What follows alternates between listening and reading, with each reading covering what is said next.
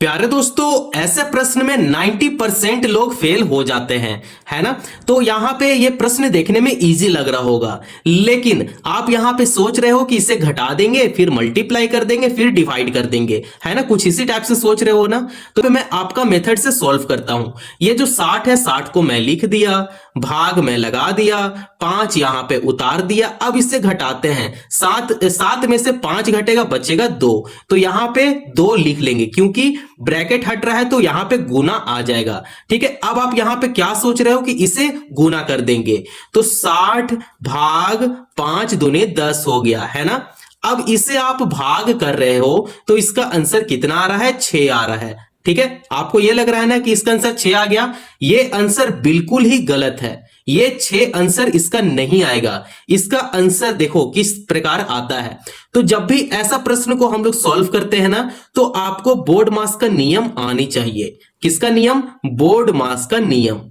तो देख सकते हैं कि B फॉर क्या होता है? ब्रैकेट होता है।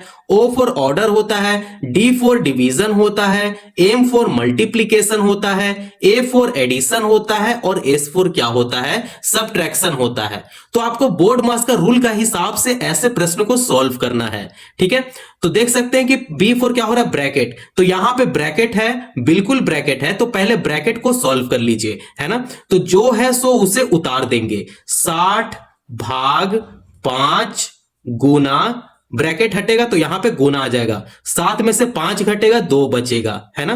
तो यहां पे ब्रैकेट सॉल्व कर लिए। अब आ रहा है ब्रैकेट के बाद ऑफ तो नहीं है, रूट में नहीं है, तो ऑफ यहां पे यूज नहीं होगा। अब आ रहा है डिवीजन, भाग। तो आप देख सकते हैं कि इसमें भाग है, बिल्कुल भाग है, तो भाग यहां पे अब सॉल्व कर लेंगे। ठीक है, तो 5 से अगर 60 को भाग देते हैं, ठीक है, तो यहां पे भाग देते हैं, 5 से 60 को भाग दे देते हैं, तो ये हो जाएगा 5 एकम 5।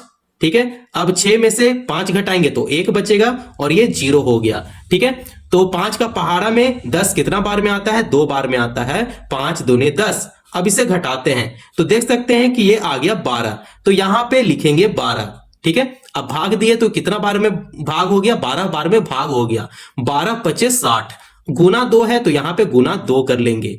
अब देख सकते हैं कि D फॉर डिवीजन अब खत्म हो चुका है। डिवीजन के बाद आ रहा है मल्टीप्लीकेशन। ठीक है, अब गुना करेंगे। 12 दूने 24, तो यहां पे इसका आंसर कितना आ गया? 24 आ गया। तो यही क्या है? राइट आंसर है। तो इसका जो 24 है वो राइट आंसर है, ना कि 6 जो है वो राइट आंसर है। ठीक है, तो इस स्टेप से आप बोर्ड मास का रूल का हिसाब से आप सॉल्व करना सीखें। ठीक है, आई होप आप लोग को वायरल मैथ समझ में आ गया होगा। तो चैनल को जरूर सब्सक्राइब कर लें और दोस्तों को भी फॉरवर्ड करें। Thank you.